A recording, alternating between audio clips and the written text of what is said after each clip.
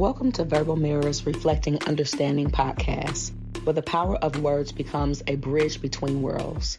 In this podcast, we embark on a dynamic exploration of the human experience, weaving a tapestry of diverse voices, stories, and perspectives.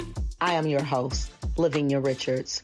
Join us on a journey that transcends boundaries, fostering connection, empathy, and a deeper understanding of the rich mosaic that defines us all. Get ready to reflect, resonate, and embark on a transformative odyssey through the art of conversation.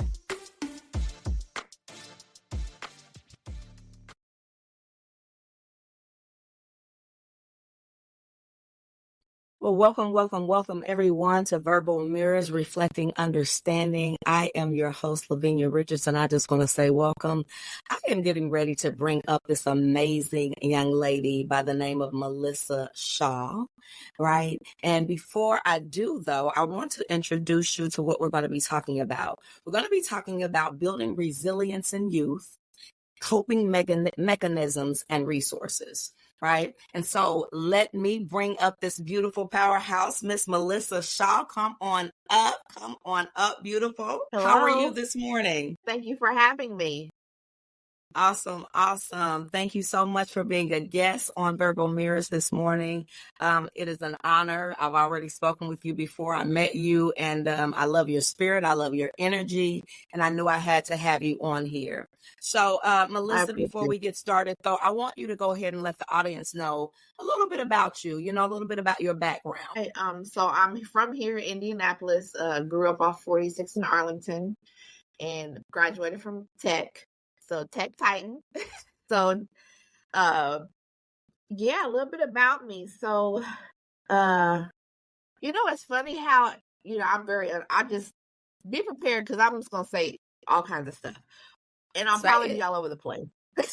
Be all over the place, as long as it's real. I've never been interviewed. So it's like, I don't know what is about me. Like, you get so used to always put it on other people when it's like your turn. You're like, oh, what is my story? I have one, but anyway, sorry. I just kind of came to my mind, like, about me and my background. So, because when you say background, I immediately go to like work. Isn't that crazy? Like, we go to like our professional background and not like our personal background, because we really don't talk about our personal side with very many people. So I'll just go back to, where I grew up, 46 in Arlington. I grew up in a family where we really just looked at the person. We didn't see color. And I know sometimes when people say not seeing color, they can take that a certain way. When I say not see color, I don't mean that I don't see what color you are. It means that I see past that. I see you as a person. I see you in who you are. Your color and where you grew up doesn't define who you are. It's just how you create yourself. And so that's how I've always been. And so I'll tell you a funny story. This kind of made me really see the world the way I do. And I don't even know if I shared this with you. So because growing up in a family where we really didn't talk about the colors, in kindergarten, I went to a school, came home, and asked my mother what color I was, because we never talked about it. What do you mean? And so I was upset because some little boy said I was white. And I said, I am not white. And I pulled out the crayon box, and I pulled out the peach crayon, and I said, this is what I color with.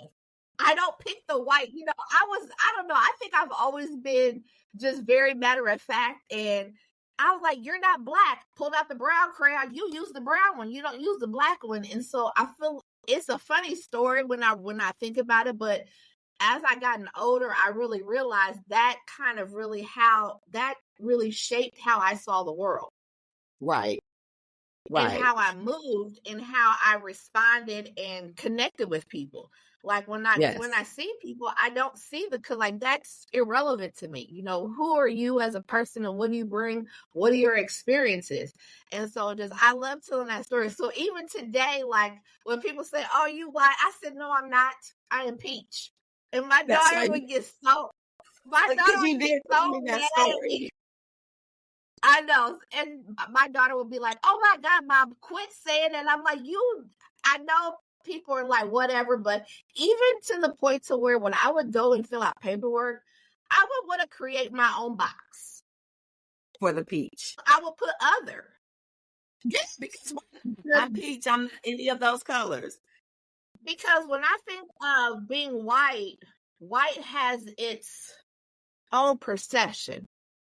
Right. And I'm not that. I'm nothing like what that perception is. I am my own person. I create my own experiences by the relationships that I have. That is kind of what's molded me. You know, we are a product of our environment. But as we get older, our environment allows us to kind of, I think we talked, I don't know if you read the book, The Four Agreements. Yes, we talked But about with that. that One of my book, favorites. right. So, yeah, so that, you know, now that I'm older and I've read the book, I realize, you know, I had some good, I was formed in a good way, but then also there was other stuff, you know, just within the world. And, you know, because I am a product of my environment, you know, I grew up where it was mostly blacks. I remember being on the school bus, I'm the only white person. And I'm good. Like that it never was odd to me. It was just normal. Right. Like, what do you mean? This is normal. Like, these are my people. Like, I don't understand why they're, you know, and so again, that's how I perceive the world. And even as I'm older, my relationships that I'm building are reflecting that more so now than I thought. And I say all of that just to lead up to now that I have my podcast, and now I'm interacting with young ones. Me being able to grow up that way and have those experiences allows me to meet them on levels that most people can't meet them on. Yeah. Yeah. And I it's like just that. been, And you know what? Go ahead. I'm sorry. Sorry. Go ahead, girl. I would just keep chit-chatting, so go ahead. Oh, no, it's all good. No, but I was going to just kind of piggyback off of what you said because that's what I felt from you. Right. I told you I'm big on energy. I just am. I don't believe in putting myself in places and spaces around people that I don't feel comfortable around. And I don't care what color you are. I wasn't taught color, but I knew I was black. You know what I mean? So when I heard you tell me that, I thought that was absolutely like powerful, right? But funny too. I love the story. But I didn't feel separated from you. I felt inclusive. I felt like you received me. And I didn't feel like, you know, when you said you have your podcast show, and we'll definitely get into that a little bit later, but it wasn't one of those, I'm black and, oh, she has a podcast. No, I won't. Right. You instantly called me. I don't even think it was a week after we met. Right. I don't think it was a couple of days.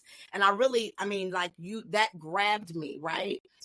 Because that's what it's all about. But then when we sat down and we had lunch and got to really converse and know each other. Right. And you told me that story amongst other things.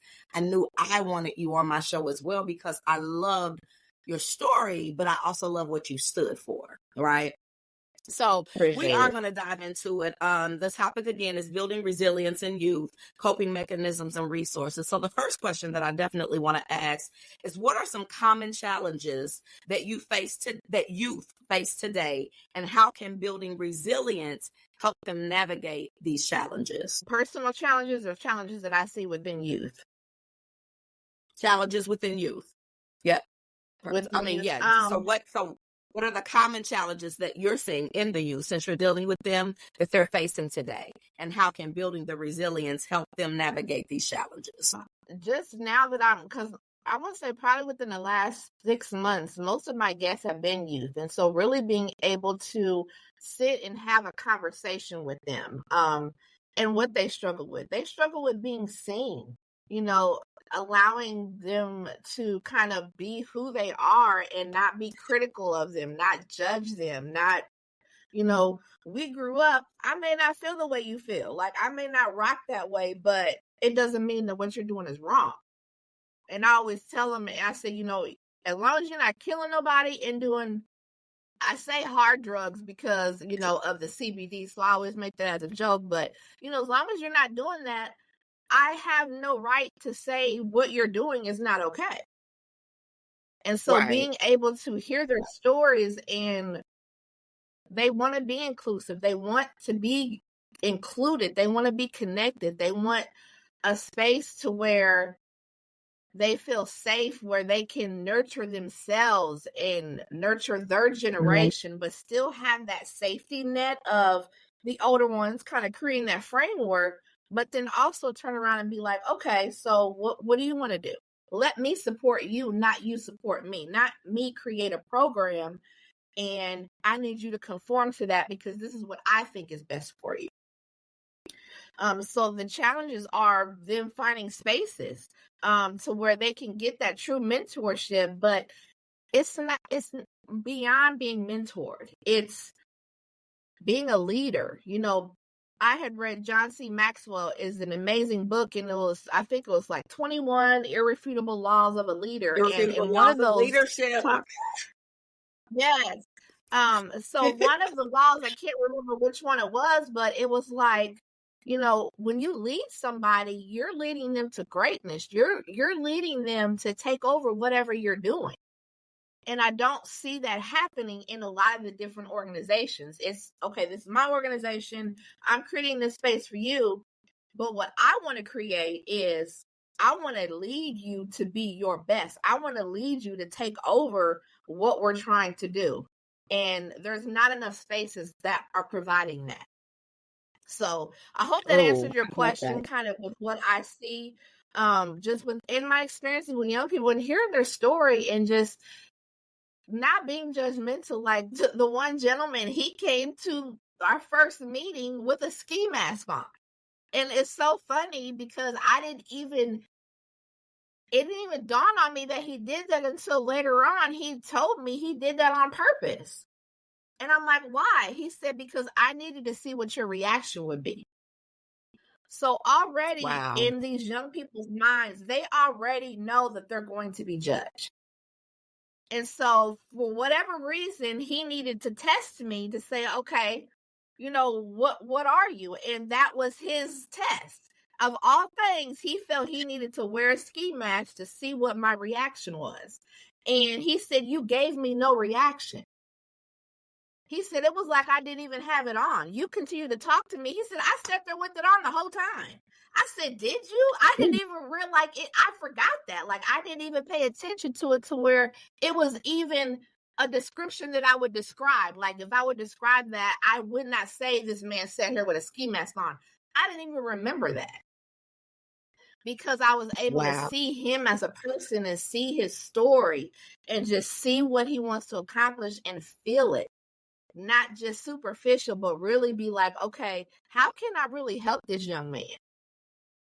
I can't help you by how I think you need help. I need to help you based on where you're at. And it's like meeting them where they're at.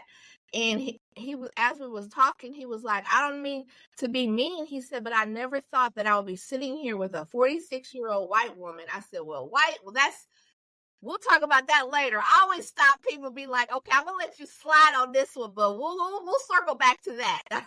We're going to do this business real quick. He's like, I never thought I would be having a conversation and feel the way I feel and feel seen by you and feel like I could rock with you. And that meant so much to me because I was seen by some young man.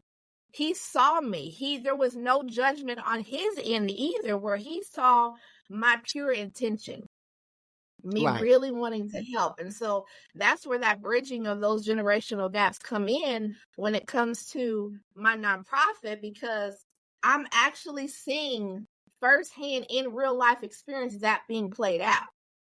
Like most of the young, and they've been men. Like there's 4 men. They're all 24, 25 that I really rock with that are being included into my nonprofit, but I'm allowing them to be like, okay, what do y'all need? Like, how can I support you? And just to being, I don't know, just seeing it, it's just this past 6 months, I'll say this past year has really taken on the shape that it's supposed to. I want to create my nonprofit for the young people. I want y'all to run it. And Absolutely. the young gentleman, and I'm sorry, but I want to go back because I think what was very, very, very, very important is what you said, being seen. So many people walk around feeling unseen, like they don't matter, right? And so if we can start with the youth, then we won't have so many, I believe, this is just my opinion, of course, so many depressed adults. Because now we're giving them the resources that you want to put in place. We're creating those spaces, as you stated, right? And then the mentorship. But I also love what you said. It's not just my program. This is our program. I created this for you guys. Come in. What do you need? How can I help you to evolve, to lead you to greatness? Not my vision for you, but help you achieve your vision for yourself with the correct leadership and direction, right? So I think, absolutely. And again, that's what I felt from you. And I really meant that inclusiveness. There was no, I'm Black, you're white. There was like, hey, let's network because it's needed, right? And I love what you said about that. Before I go further, though, what is the name of your organization? Project Our Generation. Okay. And go ahead and let people know how they can get in touch with you there. So my website is projectourgeneration.org.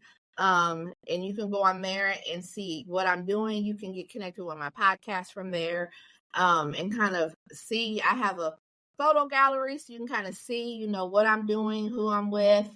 And how I came up with that name was, from my dad. So my dad passed away 6 years ago, and him and my mom had been married for over 50 years, and she really struggled because he did everything for her. That generation, that's what that mentality was, and it wasn't in a dogmatic way. It was just, he loved taking care of my mom, and she did what. I'm a feminist, but I'm not. I believe in, we all have our roles, we all have our lanes, and we're good at that. And so why am I about to try to go out here and pick a car up or do a tire? I'm not doing that. I'm calling my dad. I'm calling my brother. I'm seeing some man on the street. I'm going to need you to come over here and help me. I'm going to pretend like I'm about to go. I'm not going to do it. But I say that so, just helping my mom, I was like, what if I came up with a center where young and older ones can come together and get that value? The younger ones can help the older ones in instances like where my mom was at, being able to give her that guidance on things that she never really learned. And then her stories and her, wisdom in certain things can talk. And my dad, when it came, this is crazy how things happen, because when we have thoughts in our mind, most of the time they will not manifest till later. Because I feel like the universe almost kind of says, okay, this is what you want to do, but let's see how bad do you want to do it? Like, is your life going to be aligned in order to hit that? Are you going to become the person that can really sustain what that looks like? Because we may want to be a millionaire, but if you're bad with money, you may get millions, but you might blow it in a year. Exactly. So you're not, you have to become the person in order. And I feel like during that time, so I didn't do my nonprofit until 5 years later. I had the name, I had the concept, but I didn't know what that looked like. And I remember my dad helped the young man that lived across the street how to tie his tie. Small as that action was, it was impactful. And that gentleman still cuts my hair to this day. He's my barber. Connections. Yeah. So we still have that connection, that relationship based on, him living across the street. And so I feel like that's why it's kind of full circle, why now I thought I wanted my nonprofit a certain way, but now it's starting to take on what it's supposed to be, which is to really, really pour into these young people. Now, granted, I'll help everybody, but my market, my passion is these young people because of how they respond to me. Like, I've had last week, I had a meeting. Oh, there was a young girl, Regina Warren, her assistant, was there, and she's 19. She met me at P30 last week. We literally talked for over 2 hours.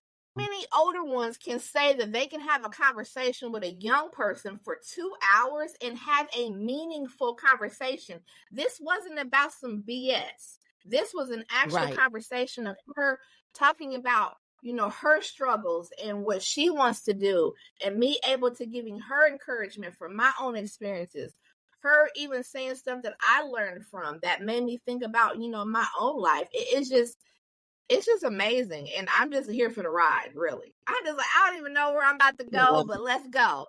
Let's strap Let's in go. and I'm I ready. feel that. Listen. So let me ask you this. So can you share some effective coping mechanisms that young people can use to manage stress and adversity?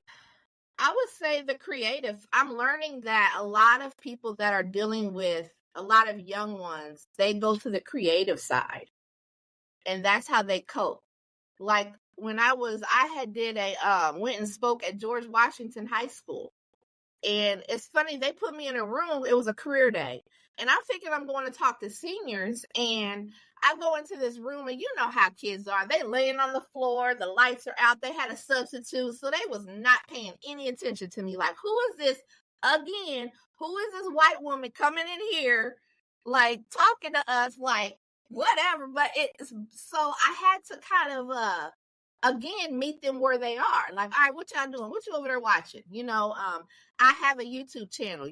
They love watching YouTube. So now they wanted to know, oh, well, what's your YouTube channel? What's your podcast? And talking to them about their stories. And I ended up interviewing 3 gentlemen. And one of the guys asked, he says he's a rapper. And I'm like, okay, you know what? What made you want to get into that? He said, that's how I deal with what I go through. That's my outlet. And so we see a lot of these young people going to music and becoming rappers, and because that is a way of them to express. And so we may feel that and this just hit me right now, like we may feel that their lyrics are so volatile or so they're not positive, because that's not where they're at. It is a reflection of their reality. Yeah. And that just literally just hit me. But it's so real. Like saying that, because people don't understand. And the creative space, whether, and let's be real, like whether it's that female that's going to the stripper pole because she needs to feel sexy, or that gentleman going to rapping, or that female and or male going to comedy, because a lot of comedians are broken, right? And so they find that, I love what you said about that, because they find that creative space as an outlet. Most comedians are talking about their pain in their comedy, right? So just like rappers, like just what you said, if you're not in that space, what else can you talk about outside of what your environment is and what you know? Exactly. That was powerful. It's a form of expression. And one of the other things he asked me, and he's a freshman in high school, he said, do I have to go to college to be rich? My immediate reaction was absolutely not. And he was like, oh, but college schools conform. And even when we you go to college. And I'm like, okay, no, there's such a whole nother life out here. Even when it comes to trade, like you can create your own business, your passion. What do you want to do? Like, that's not even an option. That's not even talked about. So here I go with my mind, because I'm always thinking of stuff. I'm like, oh yeah, they need an entrepreneur program. I need to create something, but I want further, like, okay, I want to create something with what I have, like the young 4 gentlemen that are like, they're close, like they're my family. Like I will stand in front of them. I will go to bat for them. I will take down Indiana for them. Like, that's how I rock with them. And I want to say that because this is not like one of them had some issues. And the first thing that he said to his girlfriend was, call Melissa. So he even knows, he feels that if he's in a situation, he knows, okay, I know exactly who to call. Now, I'm not always tease me. Like, I come in like I'm about to go, like I'm, what did they call me? Like Cochran or like the lawyer, like whatever. I mean, I do have inside me Olivia Pope, but we talked about that. Like, don't make me bring out my Olivia Pope, because I will. Let me get my white suit on. Let's go. Let's go. It's handled. It's handled. To say, like, just being around these young people and just me being able to see the world the way I do, very few people see it the way I do. And it allows me to be in settings that not a lot of people can get into, you know, like going into George Washington High School. That's not a great school. I didn't even know that till afterwards. But I didn't even care. Like, oh, okay. Like, oh, you went there? Yeah, I did. Was it a room with people because that you care have less? a What passion, I like, not only that, but it's your passion. Like, you are hype about this, and I love it. That's what I love. Like, you know, when you have a passion for it, you go hard for it, right? You just, I mean, there's just something, I don't care how you feel in the day, there's something that pushes you when you really care. And you can tell that you really care about the youth and really giving them a sense of direction and a safe space to be in. And I really, really love that. So no, I mean, I can just really tell. And I like to see people, because I always believe, do what you love and the money will follow. Right? Because if I wake up every day doing something I hate, you know, then I'm not going to get up with the same passion and vigor, right? But if I get up knowing that I'm helping somebody, blessing somebody, encouraging somebody, uplifting somebody, directing somebody, giving somebody information that they could use, whatever that is, then I'm in my element. I'm able to help, and I can see, and that gives me reason to keep pushing, because when those people come back to you, I'm sure, like you said, it made you feel good to be able to sit, you know, because they call us, oh, I'm 51, right? So they like, hey, you know, this old lady, but like you can talk to a teenager. I can talk to a 7-year-old. I can talk to a 71-year-old, and I can talk to someone my age. Right. So being able to be multifaceted, to hold those conversations and be able to not only give something, but take away something from those ages and those people. Right. And I think that's huge, because everybody wants to know that they provide a value. And so we don't give our young ones the opportunity to provide value to us. And so by these conversations that I have and just kind of letting them navigate, and I tell them all the time, like, I learned from you. Like, my one friend, she's 26, and we met a couple years ago, and she literally got me making all my content. I would not be making content like I was if it wasn't for her. And I tell her that all the time. Like, you have brought so much value to my life. You created a safe space for me to be creative in my in me putting myself out there, because of sometimes the lack of confidence. You know, these young people, they're more confident at this age than we was. Yes. And so being around that energy is like, oh yeah, I got this. I'm about to go out here and set my tripod up. I don't care who's looking at me. I'm about to go do walking videos and taking my pictures, and then That's I posted, and she's the first one, like, oh my God, I love that outfit. Look at you. And, you know, we're just giving me praise. And it's like, we don't think that young people want to be able to do that. That is another way of them being seen. Yes, them being seen by, like, dang, like, she's 46 years old, but she really values my opinion. Like, that's huge. Yeah. That's important. I mean, it's major. Now, I want to ask you this, though. Talking about the youth, let's bring the parents into it, right? So how do you feel the parents and educators as well support the development of resilience in youth? How can the parents and educators support? It's hard. My daughter's 19, and it's not been easy. It's been rough. There's been times when I'm like, all right, I don't want to be a mother no more. Like, I can't do this. And I was talking with, like, my daughter, she struggled with mental health. I want to say it probably showed itself around middle school. And I had left her dad when she was 5, and she was close with him. Like, really close. And so that really affected her. And I was affected Mhm. because I didn't have any support. My family didn't support me. So I was kind of navigating by myself. And when she was in high school, you know, our kids, I gave my daughter the ability to have a voice. And sometimes I wish I would have chose violence because her voice, honey child, be ready to take me out. Because I'm like, oh my God, if I would have said that, my mother would have dragged me up and down the street.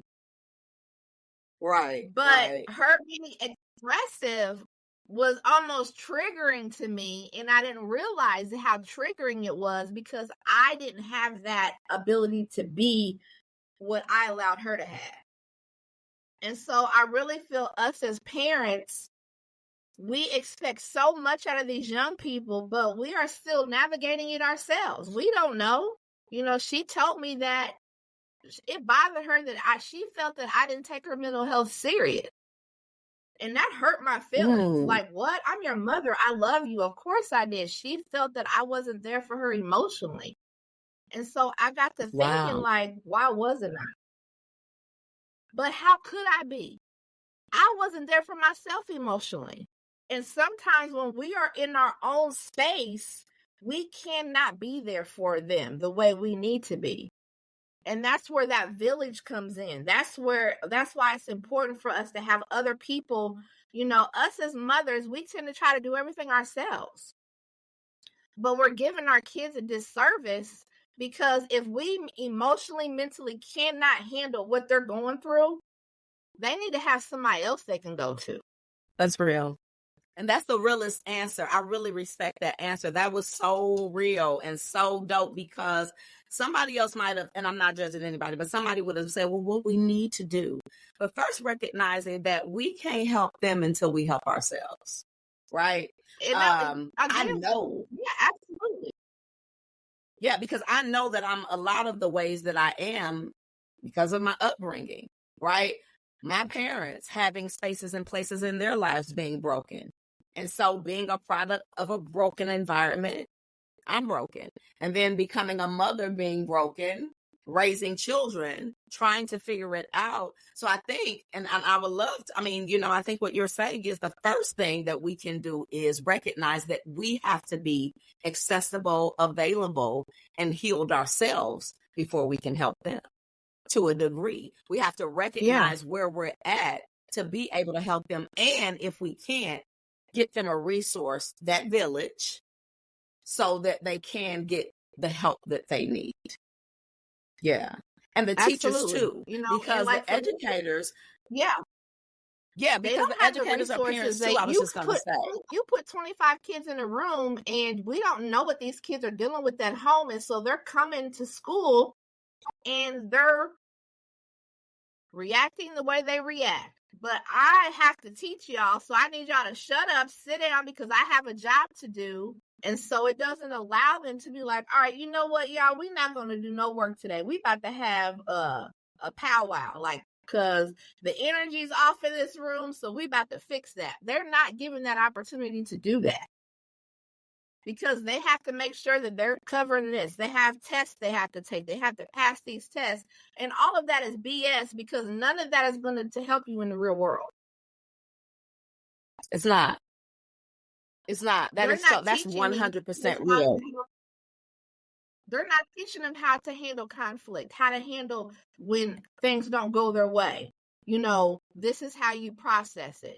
That right there, that thinking ability, that cognitive decision making and process, we don't teach them that. Hell, we wouldn't even taught that. You know, I grew up in a family where I never ever saw my parents argue. I think that was a good thing. Until now that I'm older and I'm like, that's why I don't know how to deal with conflict. That's why I don't like to have those difficult conversations because I don't know how to have it.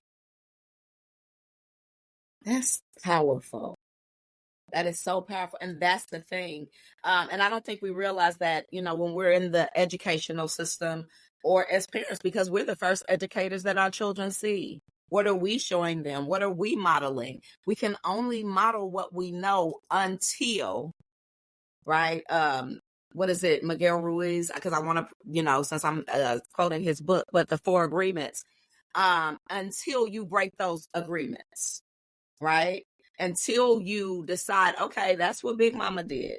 That's what great grandma did. That's what my dad and now I didn't like that growing up. Let me break those agreements, right?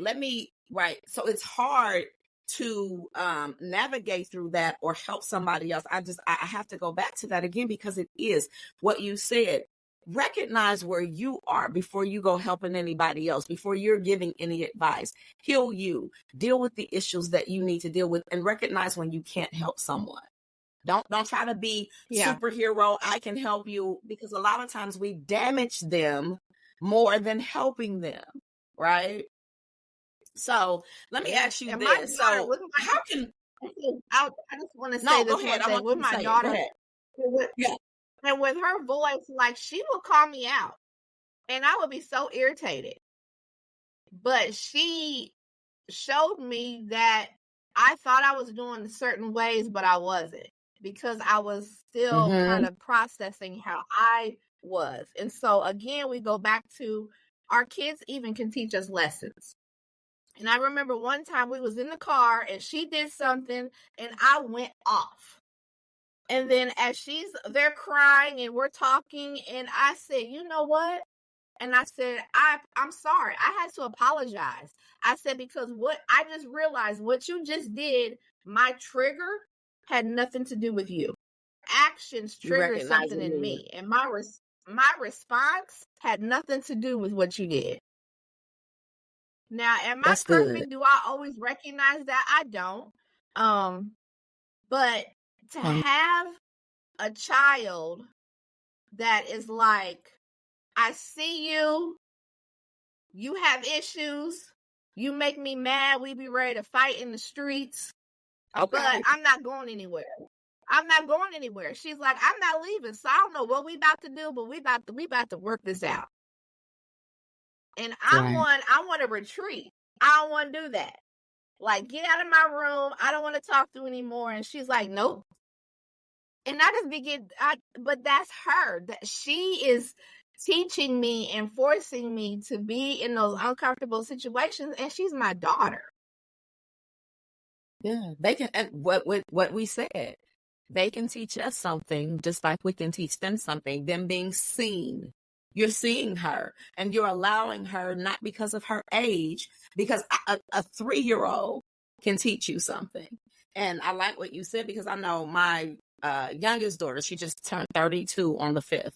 So I remember when she was younger, and she was an adult, but she was in her young adulthood. And we were going back and forth, we're on the phone, and because I'm all about respect. I will try to, girl. So I'm just like, and we were talking, and I said, when I was young and when I was this, and then, and when I stopped talking, she said, but I'm not you. And when I tell you that shut my whole mouth and shut me down, because it made me realize, wow, she's her own individual. This is her story. This is her walk. And I don't have a right to now put all of my stuff on her because she's triggered something in me. Right? And she taught me something very valuable that day. It doesn't matter that I was her mom. It mattered that she had a voice. And she needed me to understand that irregardless of to what my experience was, she wasn't me. Let me have my experience, Mom, and hear me in this moment. How are we going to deal with what I'm going through? I'm not you. Right? So I love what you said, because she did. She taught me something very valuable. And I carry that weight, because now I do listen. But what you said, I grew up in don't ask no questions. Right? I grew up in what goes on in this house stays in this house.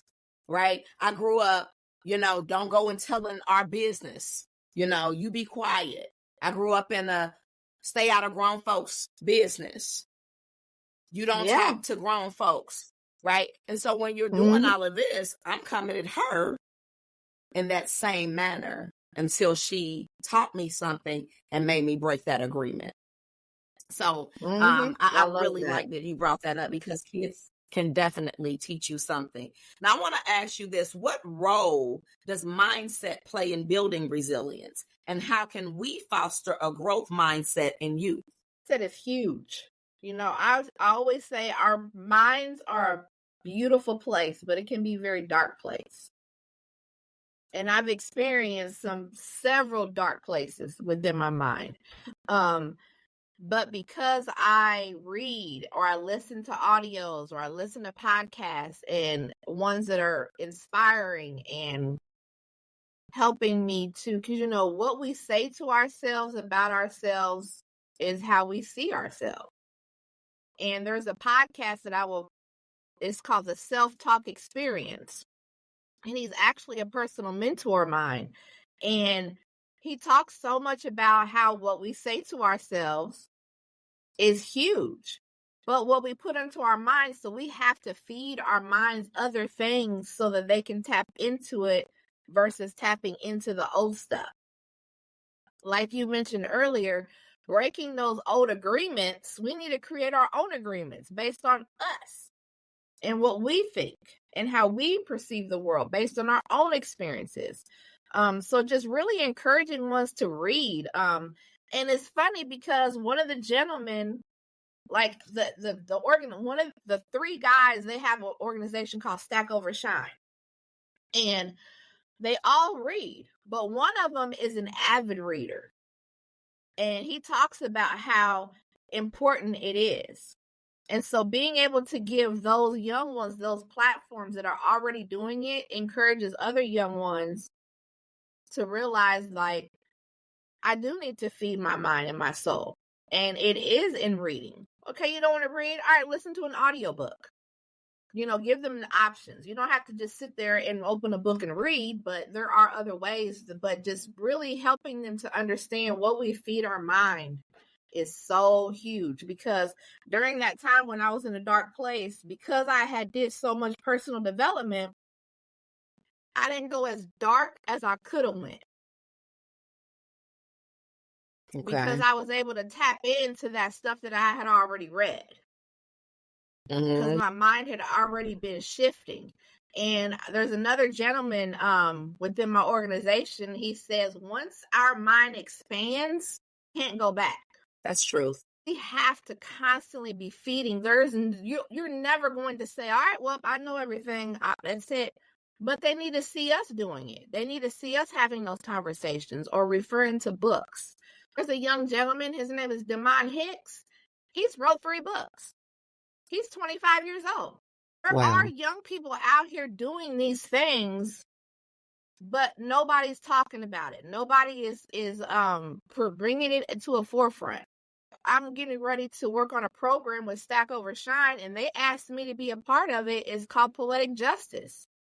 And what it is you take an excerpt of a poem or a movie or a music, and you talk about how it makes you feel. You talk about and that right there is helping the mindset, because now you're having conversations, you're addressing things. So like when you hear this lyric, what is it saying to you? Mm-hmm. And how does it make you feel?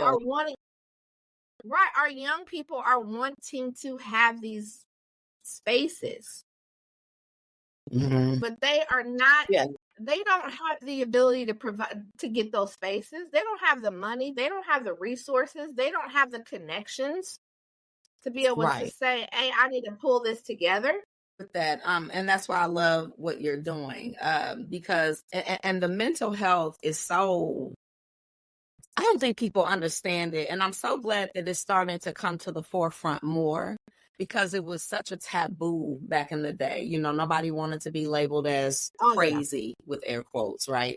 Oh girl, she goes to a psychologist, or she goes to a psychiatrist, or no, I'm not taking my baby to it. No, they want to label my baby. Right? So then those mental issues aren't dealt with. And so now it's the anxieties and the ADHDs and the depressions and so on, all the labels.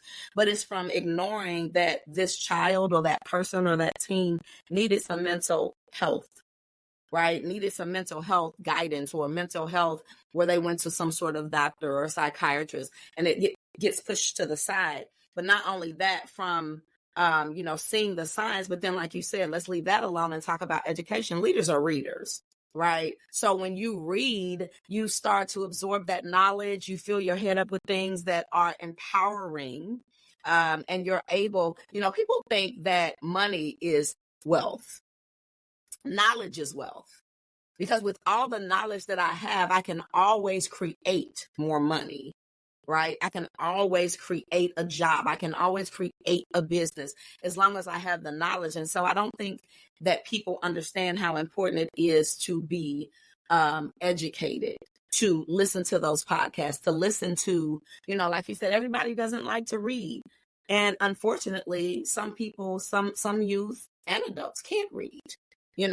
But that doesn't mean that you can't get the knowledge. It's still available. It's still accessible. And so mental health plays a great role and is very pivotal in everything that we do from youth on, though. I think that's what we need to understand too.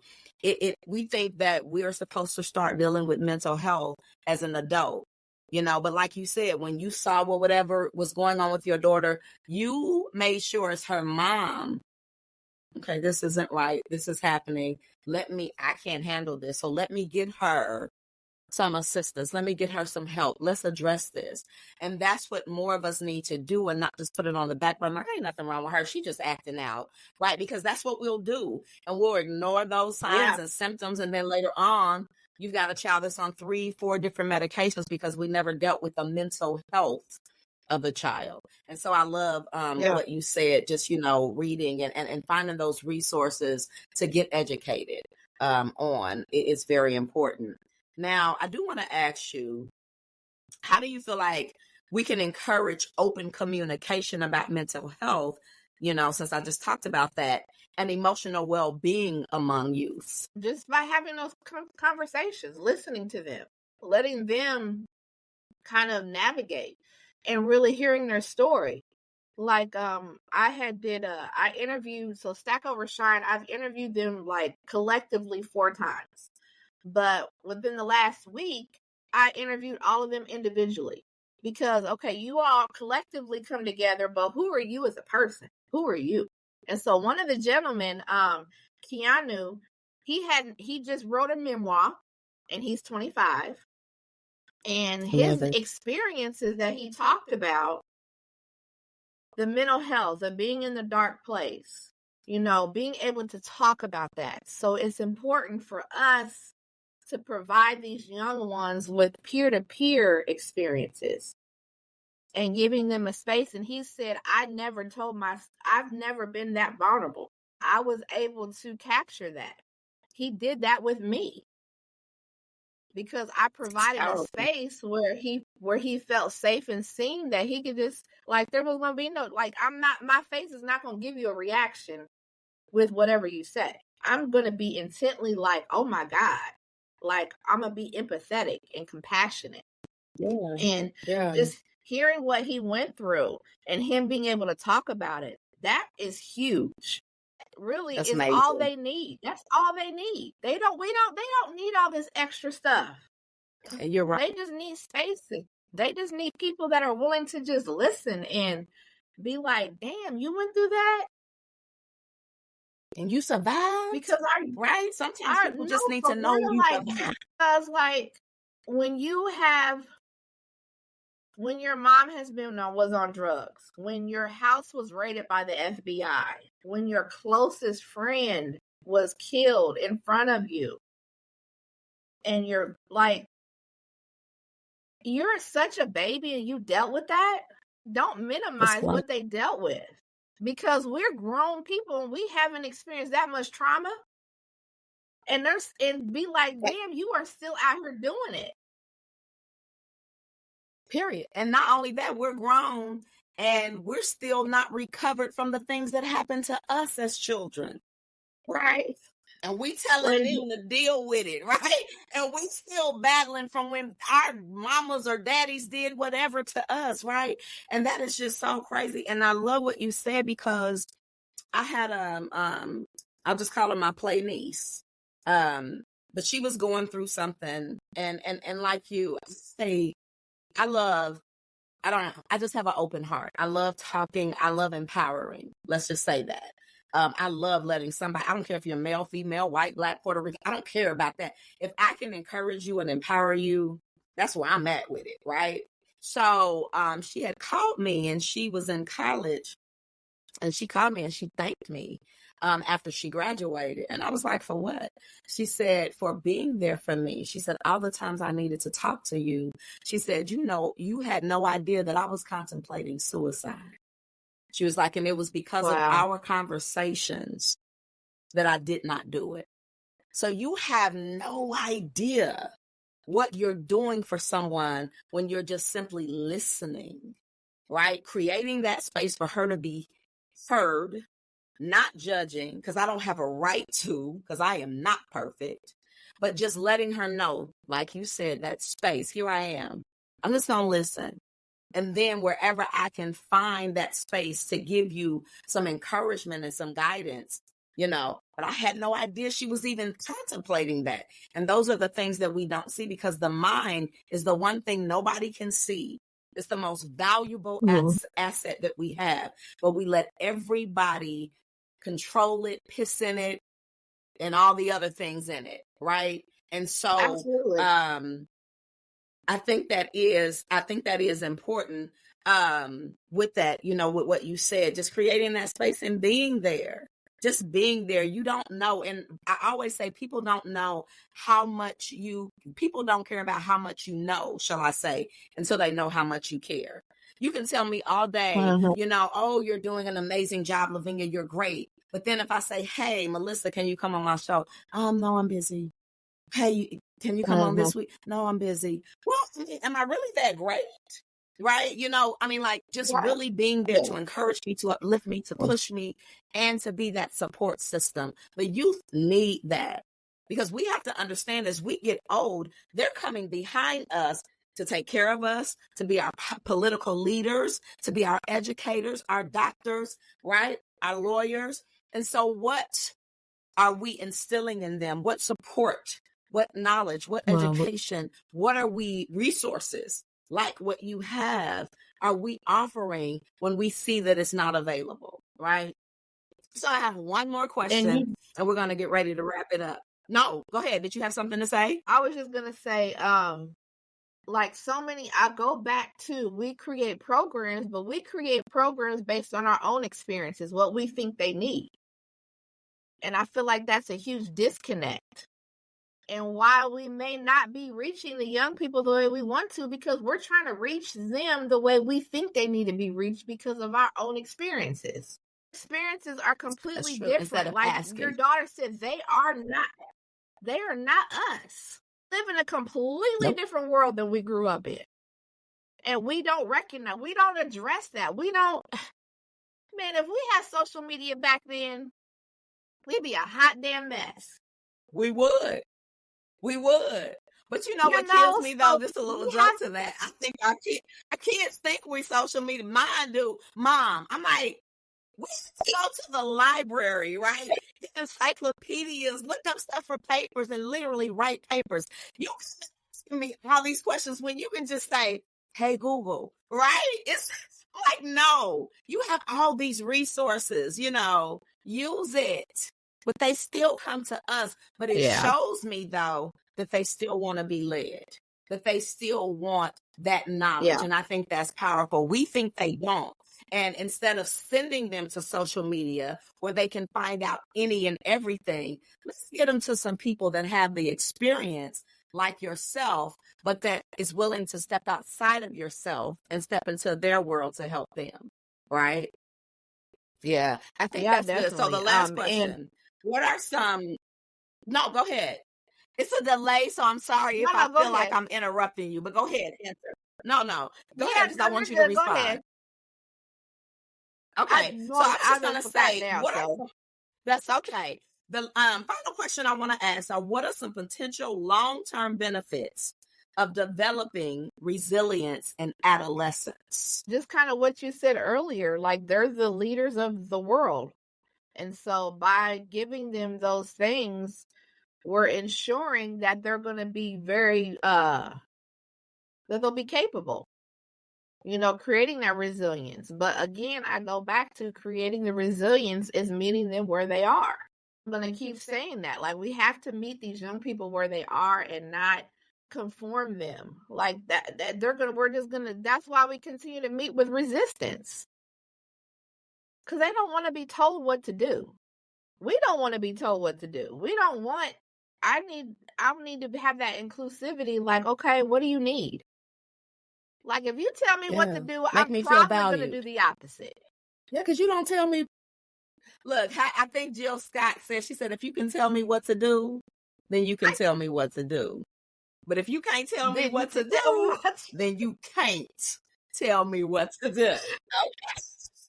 Right? So exactly. I mean, and that is it. Yeah. Yeah. I agree with that 100%. And just leading by example. What are you modeling? We want youth to, do as I say. And I would say, even expressing ours, like, my mother never talked about her struggles. She never talked about what she dealt with. And so, in my mind, you can't relate to me because I don't really know you. We don't allow these young people in because we feel like, well, I don't, and my mother would make the comment, I don't want you to look bad on me. I'm like, I wouldn't. Mm-hmm. I would consider you a person. But that generation, even though we have the generation of you're seen and not heard and don't get in grown folks' business, that generation, that was compounded even more.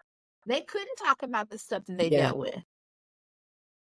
And so when they have their own families, I'm definitely not telling my children that I was molested or that I did this or that maybe I had 2 boyfriends at the same time because she's going to think I'm a hoe or a slut.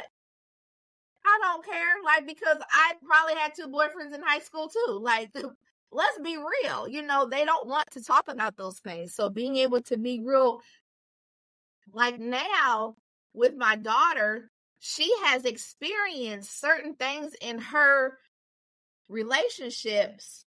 I'm like, oh my God, like, I never even talked to you about them, but our lives are parallel. We're going through the exact same thing that I went through with your dad in certain instances.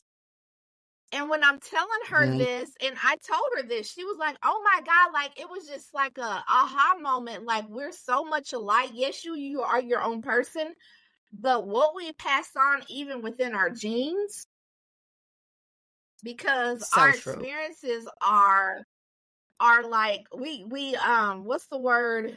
We hold those within our body, within our blood, within our every being.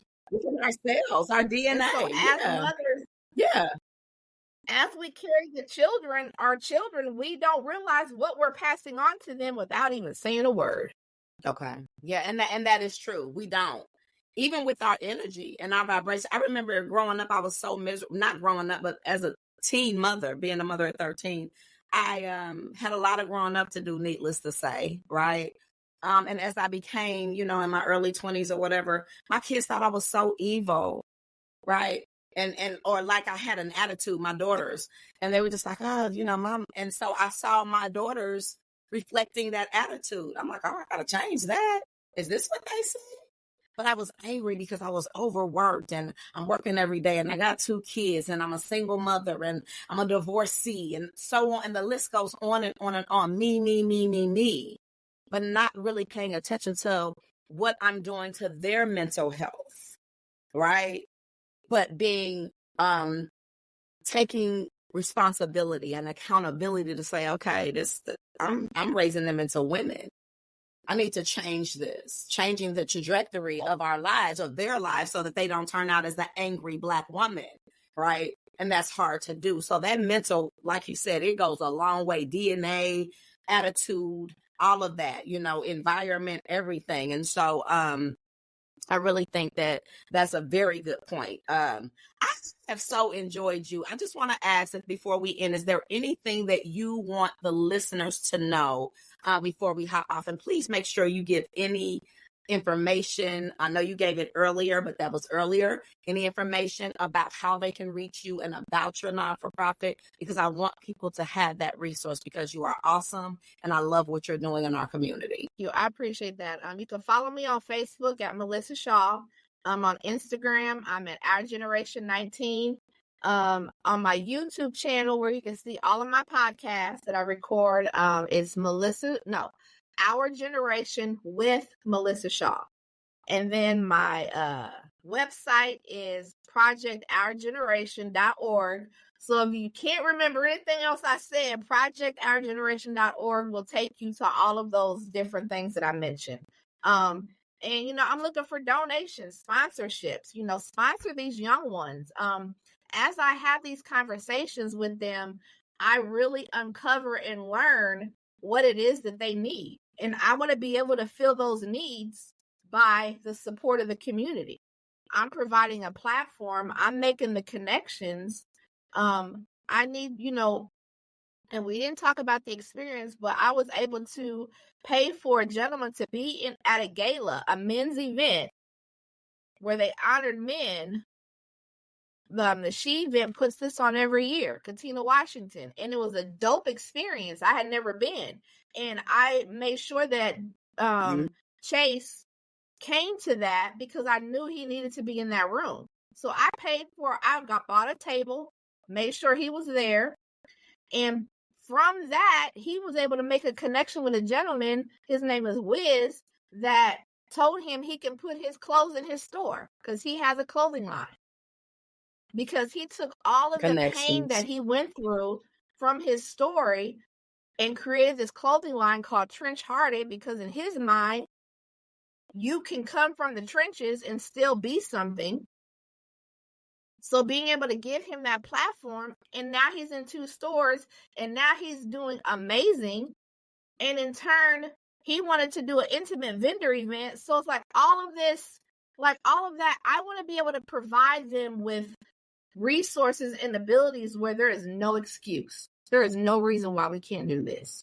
Whether that is partnering with people that provide a space, whether it's partnering with people that says, hey, we'll provide food, we'll provide entertainment.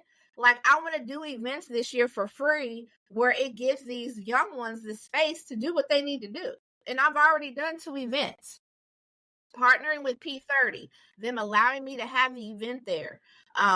Bringing people in that and highlighting their own, that when it comes to collaboration is really about allowing and providing a space where each person can be highlighted. Collaboration is, I know exactly when I go into this event, I know who has a part in it, and I'm going to know what you do because you're going to be highlighted. It's not collaboration where we come together and we provide a space and everybody come. No, it's more to it than that. I need them to know this is what you do. I need them to know this is what you do.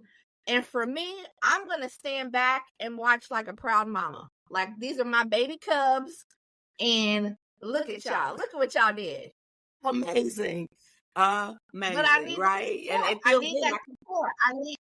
I need spaces. I want to be able to provide ones with legal protection. Last month, I was able to help 4 young people get legal protection to help them with their business. I pay for their first month legal services with Legal Shield. I need donations so that I can continue to do that, because what that is doing is that is empowering them.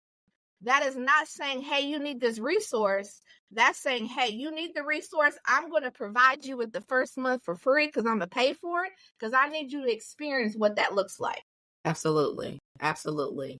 Well, I'm so glad that I had the opportunity to have you on today. I thank you for. No, that's not no soapbox. This is what this platform is for. I appreciate you. So listen, when I saw you and I met you, I'm like, I need you on here. I love everything that you stand for. I love how you're helping our community. And I wanted people to know. So forget that soapbox stuff. We need this in our communities. And guess what? When people hear this across the world, they'll know when they come to Indy, we have things that are available for our youth, right? That we have people in Indy that care, that are really building these programs to help so that we can build a better world, right? So I thank you for all that you do. Ladies and gentlemen, you heard it from Miss Melissa Shaw. Absolutely amazing young woman, as you can hear. She gave all of her information. So please, please, please support donations. We need to support our youth. We need to help in any aspect that we can. So make sure that you reach out to her on all of her platforms, donate, support, refer people. If you can't help, maybe you know someone that can, but it takes a village, like she said. And so we're getting ready to close out. I just want you to know you can follow Verbal Mirrors Reflecting Understanding podcast on podcasters.spotify.com, on music.amazon.com, on boomplay.com. We are on podchaser.com, player.fm, and we are on iheart.com as well as podbean.com. Melissa, I want you to stay on. We're going to go ahead and close out. I want to thank you all for tuning in, for listening in to this amazing information. I hope you enjoyed us, and we look forward to seeing you on next week. Have a wonderful day, everybody.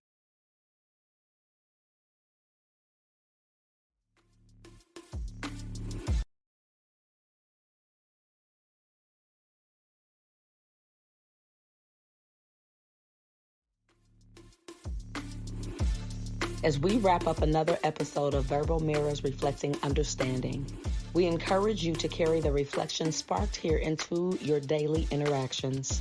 Let the echoes of diverse perspective guide your journey towards greater empathy and connection. Thank you for being a part of our dialogue. Until next time, may your mirrors of understanding continue to reflect a world filled with compassion and unity.